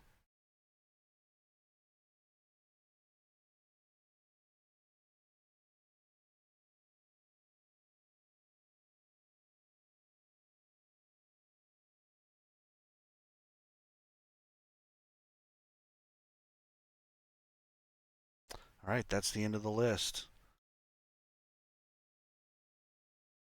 Sorry, there was an agency code there that caught my eye. RIH agency. I think that's an agency that tried to get me to do a dedicated account a couple of times a few years ago. I'm really curious. Let me just check my email real quick and see if that is. Oh, let me pause this. Sorry, I got sidetracked for a few minutes. I saw an email about my water bill, and my water bill is like $100. And I was looking through my bill trying to figure out why in the hell is it $100. I used a lot of water a couple months ago, and my water bill was almost $100. But I used almost no water this past month, and it was also, again, almost $100. So I looked at my bill, and my water usage last month when I used a whole bunch of water was like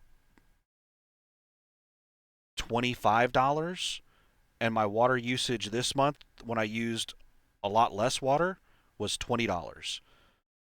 So, like, almost all of my bill is just base fees.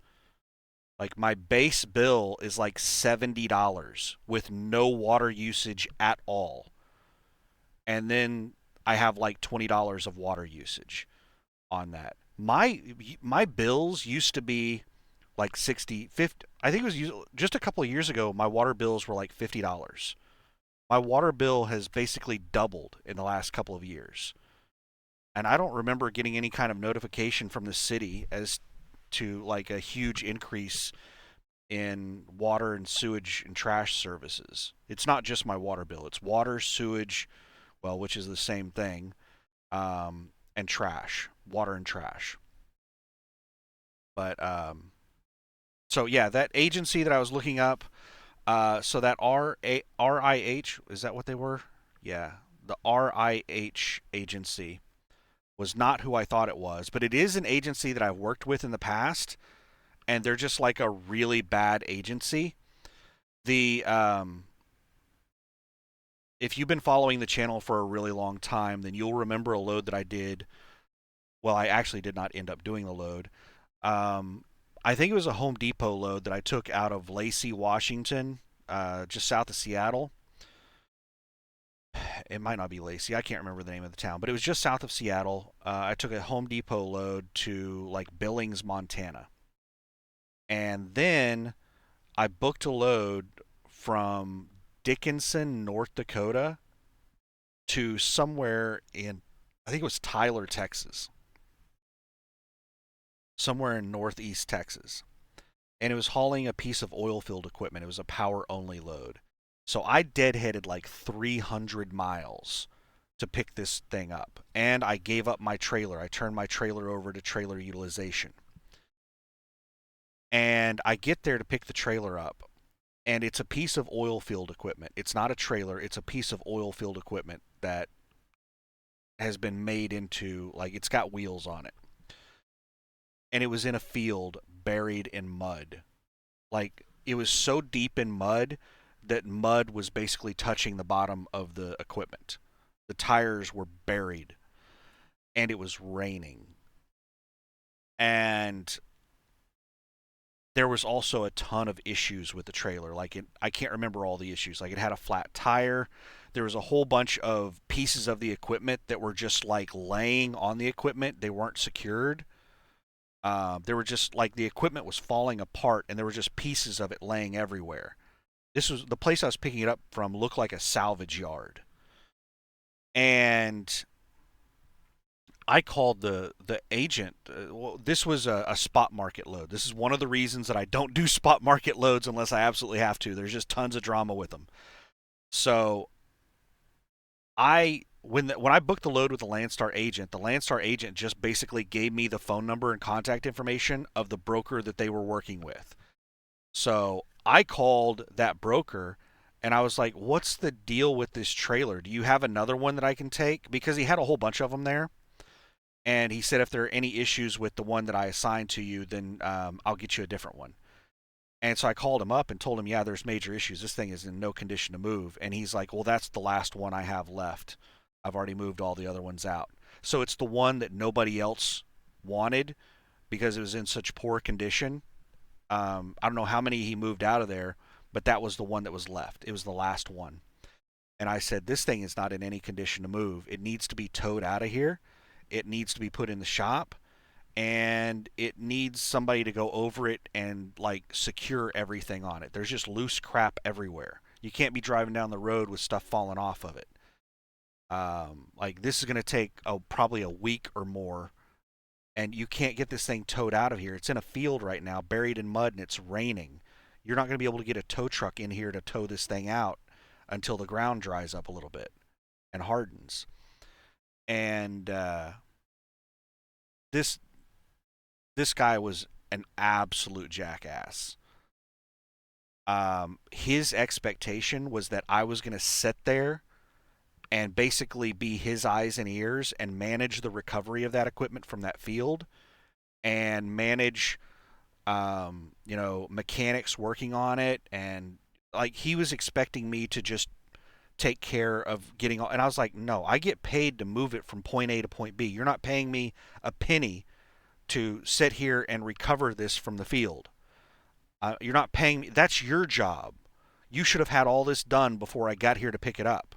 I'm not going to sit around for a week waiting on this equipment, and I'm not going to sit here and manage it. I'm not getting paid to do that. And I said, I told him he needed to pay me a truck ordered, not used, and he refused.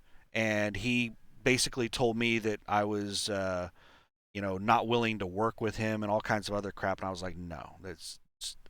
And the Landstar agent, that RIH agency person that barely spoke English, really bad broken English, probably somebody in another country, just reposted some spot market load, and they wouldn't do anything.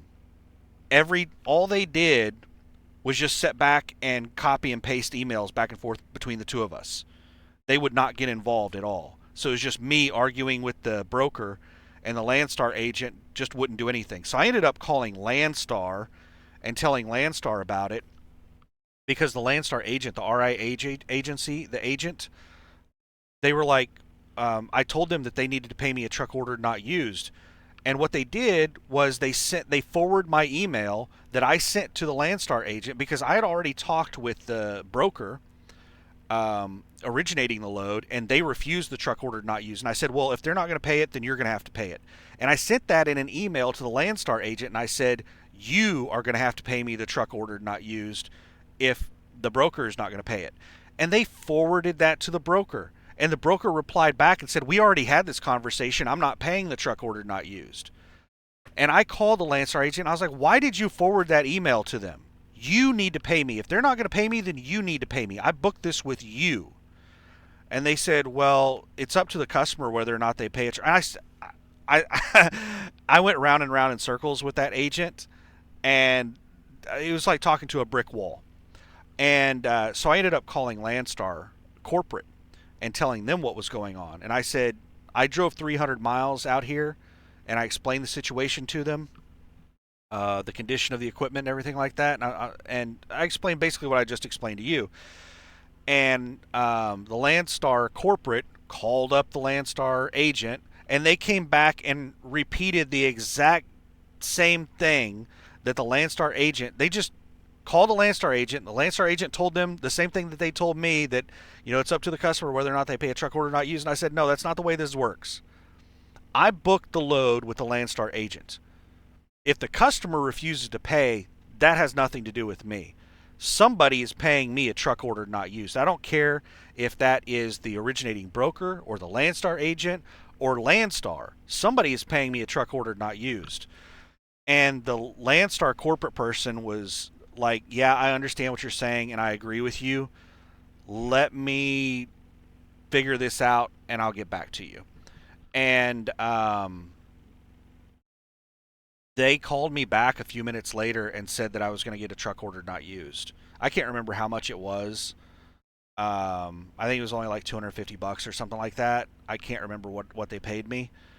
And I can't remember exactly who paid me, but I think it was Landstar that paid me the truck order not used. I don't think it was the agent. I think Landstar paid me for it. But oh yeah, so that's an agency that's not blacklisted, but I remember them. Whenever I see them, I'm like, I remember them from somewhere.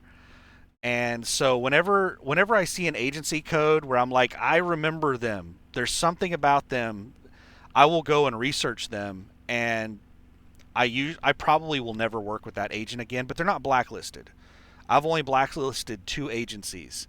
And I would tell you their agency codes if I was 100% sure off the top of my head, but I'm pretty sure I know what they are off the top of my head, but I'm not 100%. I don't want to be one letter off and be blasting some agent that I've never worked with. But there's one agency that I'll never work with again because they did a bait and switch load on me and just blatantly lied to me. Elaine, it was Lennox air conditioners. It was a Salt Lake City load going to Chicago. And Elaine kept telling me, contact me, call me as soon as you get loaded. Like immediately after you get loaded, call me. And I was like, why? And she's like, just call me as soon as you get loaded. Before you leave, as soon as you get loaded, call me. And she would not tell me why. And I kept asking her why. And every time that I would call her to do a status update or something, because this was a load where I had to park the trailer there, and the customer had 3 or 4 days to load the trailer. So I dropped the trailer off the customer and went to the truck stop for 3 or 4 days, and I had to keep checking back in with the customer and with the agent on when to go pick the trailer back up. And every time I would do a status check, she would tell me, as soon as you get loaded, when you pick the trailer up, before you leave, call me. So what was it that she wanted me to call about?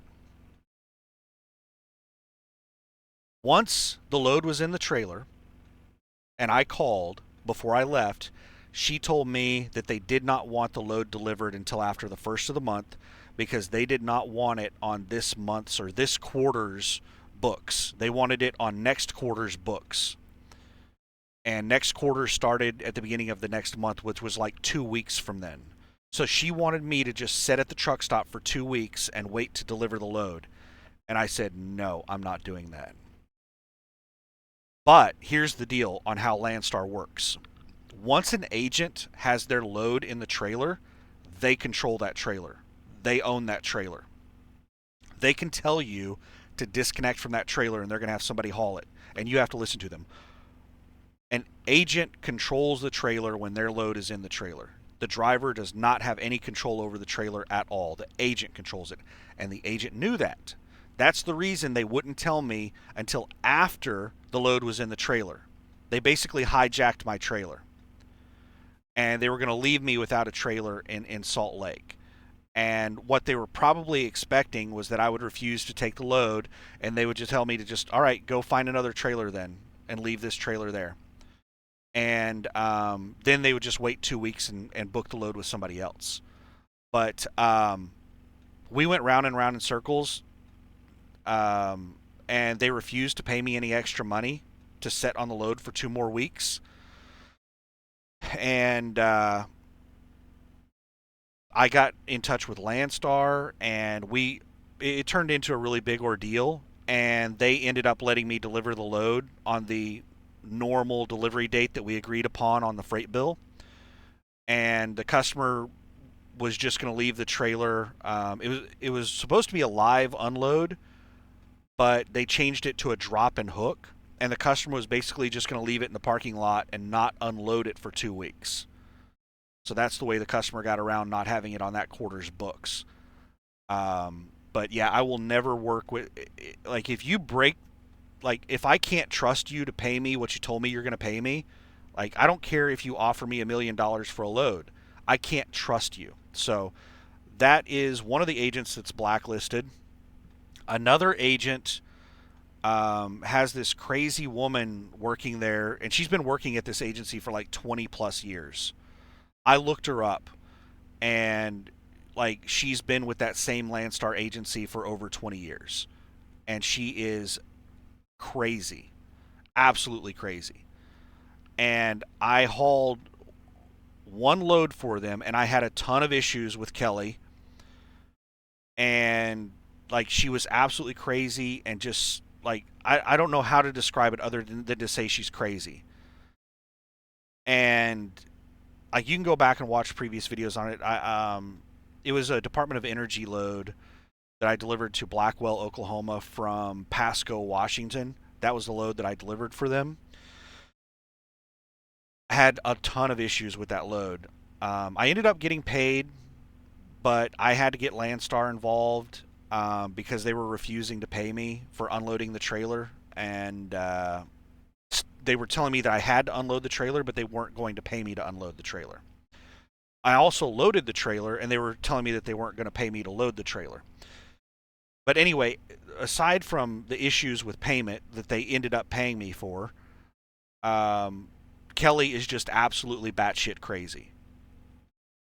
Like, I don't know how to describe it other than that. Like, if you talk with her, you would understand. Like, like right now you're thinking, what does he mean?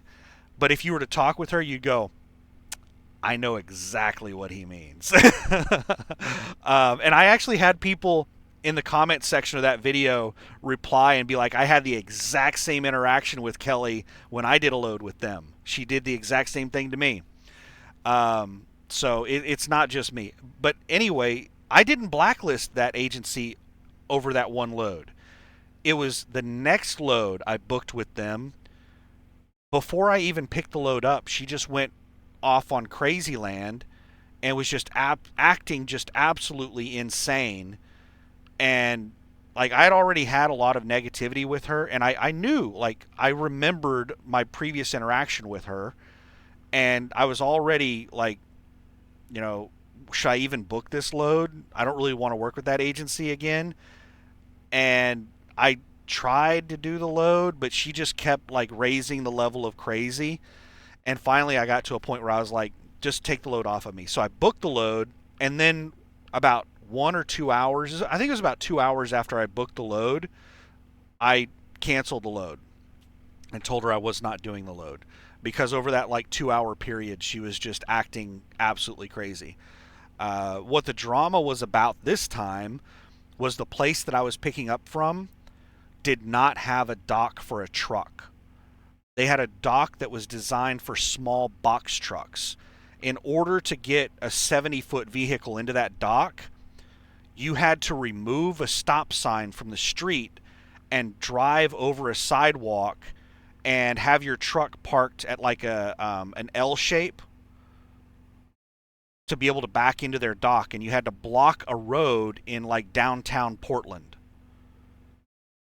And I was like, yeah, I am not comfortable doing that. I'm going to call Portland police and ask them what the situation is on this, because you can't just like drive over the sidewalk. You can't, remove a stop sign.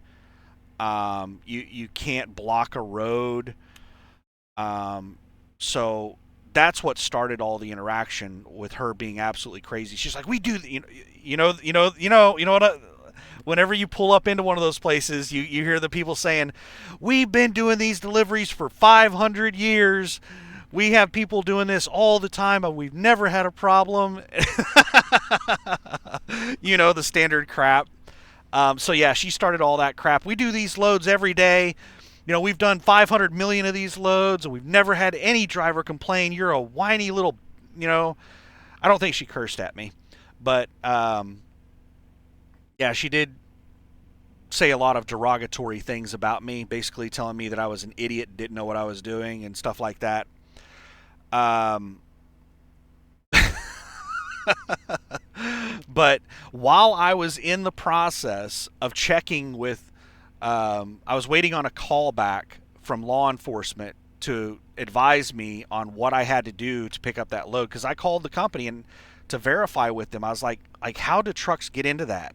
And they told me, like, you have to block the street and you have to like drive over the sidewalk, and the stop sign is removable. You can pull the stop sign up out. You have to pull the stop sign out of the ground to drive up over the sidewalk to get in there. I don't know if the stop sign is intentionally removable, or if somebody has knocked it over in the past and now you can just pull it up out of the ground. But they said that you can remove the stop sign so that you can drive over the sidewalk. But anyway, yeah, while I was in the process of checking with law enforcement to see if it was legal for me to pick this load up, she just got too crazy on me. And I was just like, you know what? Let's just cancel this load. At this point, I just don't want to deal with it. And she got so mad. She threatened to report me to Landstar and all kinds of stuff. I don't know if she did report me to Landstar. Landstar never contacted me over it. Um, I've never heard anything about it. But yeah, she's apparently extremely active on the Landstar Facebook page, of which I have never seen. I've never, like, I don't even have a Facebook account. Um, but yeah, she was telling me that she was posting about it on the Landstar Facebook page, and all the drivers on Landstar Facebook were saying that I was an idiot and stuff like that. And the driver that they normally have do this load was talking to her, saying, "You just need to remove that stop sign and you can, drive over the sidewalk and get in there. It's not difficult. If you knew how to drive a truck, you'd be able to do it." She was saying that kind of stuff to me on the phone. Like, she was acting crazy. Like, it was beyond unprofessional. But anyway, yeah, those are the only two agencies that are blacklisted. But I do have a lot of agencies that I've had negative experiences with, like Lee with the Walmart account, that RIH agency that I just talked about, and several others that I'm not likely to ever run loads for them again, but they're not blacklisted. So anyway, yeah, still not a single load alert today. And let me. Okay, so we looked at the fuel price. These prices typically only update at midnight. They don't usually. I've never seen them update in the middle of the day. But this price was 2.30 a gallon. Let me show you this. Let me turn this back off. Oh, let me switch back over to the big. This price here, uh, at the TA, it's 260 at the TA here. Come on, focus, focus.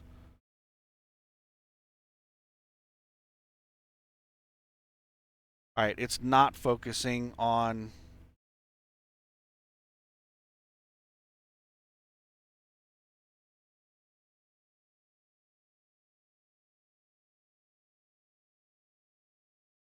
I'm sorry, it's just not focusing on it.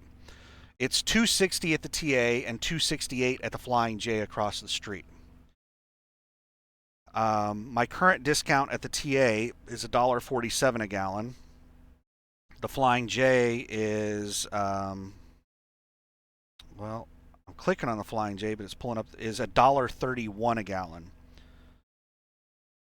$1.31 at Flying J and $1.47 at TA. So TA usually has the out of the three majors, TA Petro, Pilot Flying J, and Love's.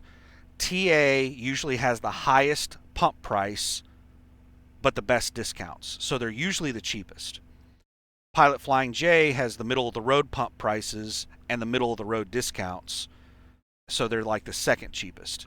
And then Love's usually has the lowest pump price and the worst discounts. So they're the most expensive. So if you have a really shitty fuel discount, you're usually fueling up at Love's. Because you have a flat 15 cent per gallon, and Love's has the lowest pump price. So a lot of trucking companies that have terrible fuel cards, they fuel at Love's. But if you have a good fuel discount card, you're usually fueling up at TA Petro or Pilot Flying J, because they have the highest pump prices but the best discounts. So let's look at. So yeah, it was 230 a gallon a couple of days ago. Now it's 260 a gallon, and that's been mainly the discount lowering. So their cost has been increasing on the fuel, but they haven't been raising the pump price a lot. So our discount has just been going down. So let's look at Laramie. Laramie was 208 a gallon when I drove through there. I got fuel in Laramie. Right now it's 213 a gallon. My discount in Laramie is 92 cents a gallon. Well, let's. This is the TA in Laramie. Oh, it's.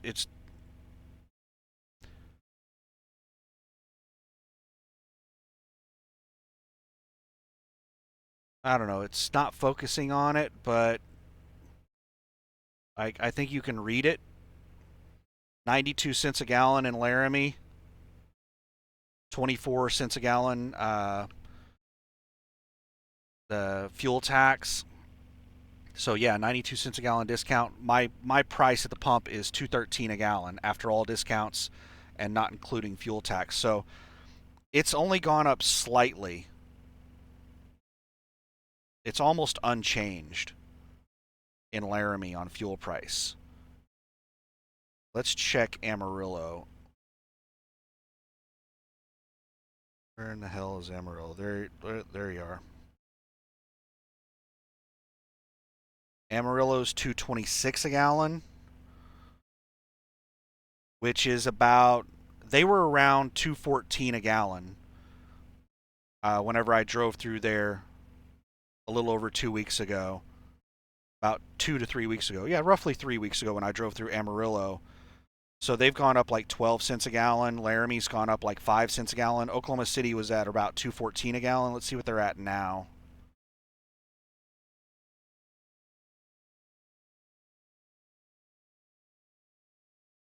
230 a gallon. Oklahoma City's gone up by like 16 cents a gallon in the last 3 weeks.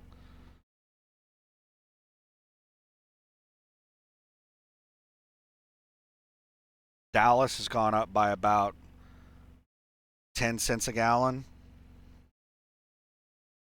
10 to 15 cents a gallon.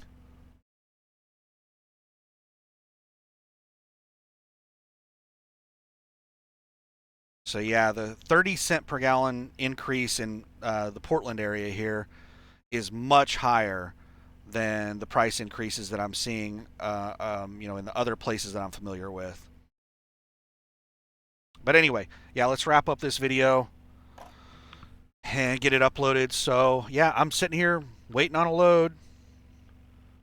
Let me show you what's on my load alerts right now before we take off. Let me get it pulled up.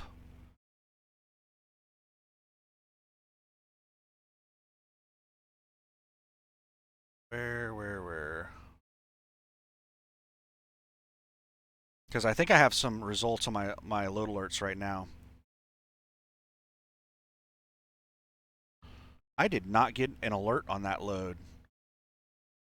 This is another problem that I have with Landstar's, uh, their software, their applications, their load board and stuff. Load alerts sometimes stop working, which costs me a lot of money. Like if there's loads being posted and I'm not getting alerts on them.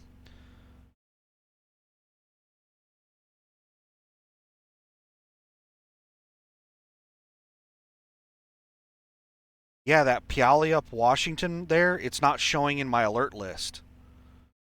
So I have to go in here and clear my alert list. That seems to bug out the alerts. And when I stop getting load alerts, that seems to fix it. I go in there and I clear my load alert list. But I did not get a load alert on this Puyallup, Washington. I don't know how to pronounce that. To Miles City, Montana. But I wouldn't have taken this load anyway. It's a terrible load. It's a max weight hazmat load going out in the middle of nowhere, Montana. That's not paying very much money.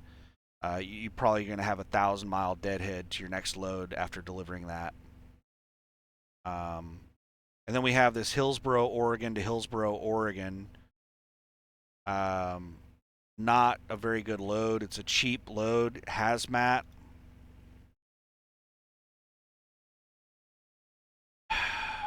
Just a couple of hours here while we wait on this to load up. So where are the stops at? So it's going to Fresno and Hollister, California. I cannot go to California.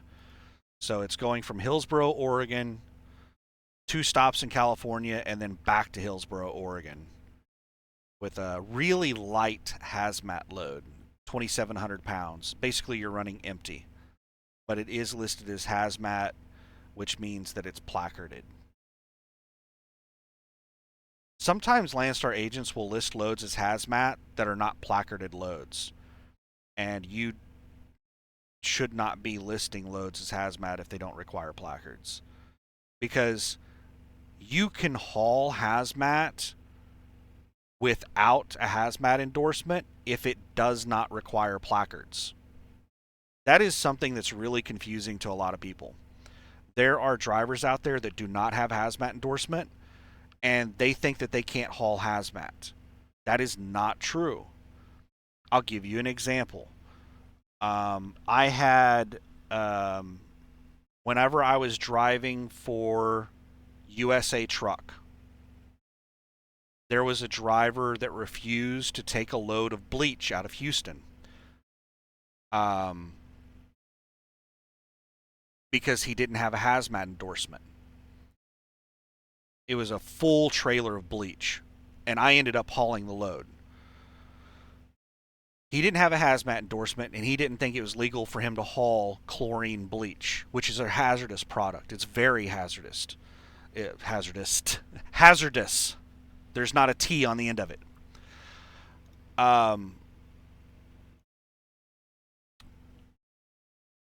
So why does it not need placards? 42,000 pounds of chlorine bleach. That is Class 8 corrosive. 42,000 pounds of Class 8 corrosive. You should have corrosive placards on that, right? Right? Wrong. Because our rules and regulations have nothing to do with safety. If they did, you would have to have placards on that corrosive. But no, you don't. Money talks. So large companies like Walmart, it's hard for them to get drivers that have hazmat endorsements. So they went to the government and they said, hey, can you make an exemption on these products so that our drivers don't have to get hazmat endorsements? And they said, yeah, we can do something about that. So they made an exemption on hazmat placards to where if the product is in a let me try to remember how they word it. If it is in a consumer package, if it's in consumer packaging or retail packaging, then the weight of that item does not count toward the weight for placarding. So if you have bleach in a container that's not for retail sale, then the weight of that bleach counts toward your placard. So if you have over 1,000 pounds, if you have 1,001 pounds of chlorine bleach, then you have to have, Class 8 placards. But if you have 1,001 pounds of bleach that's in like retail bottles ready for retail sale, you don't have to have placards. How stupid is that? Is the bleach less dangerous? Is it like a less dangerous kind of bleach if it's in this package versus this package? No, there's absolutely no difference between the two products. So it's absolutely insane. It's all of our regulations are about money, about control. It's about business. It's just it really pisses me off. But anyway, yes, you can haul 42,000 pounds of bleach without a hazmat. And like, let's say that you have 900 pounds of Class 8 hazmat in your trailer that doesn't require placards. You can still haul that without a hazmat endorsement. That's something that a lot of drivers are really confused about. They think that if there's hazmat in the trailer, you have to have a hazmat endorsement to haul it. It only requires a hazmat endorsement if it requires placards. That's your little tidbit of information today on a topic that a lot of drivers are confused about. So, anyway, I should wrap up the video. It's going to take forever to upload. So, we looked at basically every dry van load on the load board today. So, I hope you got the information you were looking for. And have a good one out there. And let's hope that a decent load gets posted pretty soon, because I'm getting tired of sitting at the truck stop. I would like to get back out there and get rolling. So even if it's one of those 40 delivery window loads, I would love to have one of those right now. It's been so long since I did that load that I've forgotten how much it sucked. It's kind of like, how it used to be with me going to California. Every time I would go to California, I'd be like, I'm never coming to California again. I hate this state. This state sucks. And then a couple months would pass with me not going to California, and I'd be like, California is not so bad. This is a pretty good load. I'm going to take this load back to California. And then I get back to California and be like, why did I take a damn load to California? I can't stand this state. It's all paid parking. There's even the paid parking, you can't find a parking spot. And it's just 55 speed limit. It's just a nightmare to go around anywhere. The traffic is insane. It sucks. But yeah, that's what happens is over time, you forget how much something sucks and you're willing to do it again. So yeah, it's been long enough that I've forgotten how much that 40 delivery window load sucked. So I'm willing to do another one of them again. And then after I do this one, I'll probably swear that I'll never do another one again. And then a couple months will pass and I'll be willing to do another one again. So that's the cycle. But anyway, hope you're having a great week. And hopefully I'll be back out over the road pretty soon. So have a good one. Bye.